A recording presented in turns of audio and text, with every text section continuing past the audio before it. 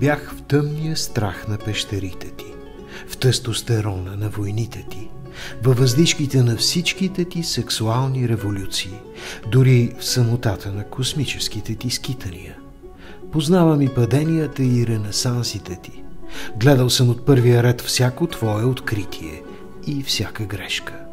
Самовластието ти довело до колонизации, робства, расизъм, нацизъм, войни и терор, стигна още по-далече в последния век. Ненавистта ти е достъпна. Разливаш я като ефтино пенливо вино насред виртуални социални седенки за анонимно удумване, заклеймяване и линч. Еволюцията си е в ход.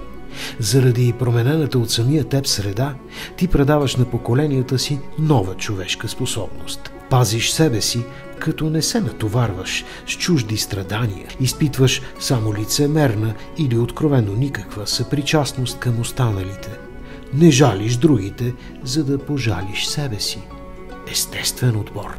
Оцеляват дебелокожите. В края на тази твоя изключително успешна технологична революция май си повярва. Бързият прогрес ти даде не просто самочувствие, а самоверие, доближило те до най-извратената ти представа за мен.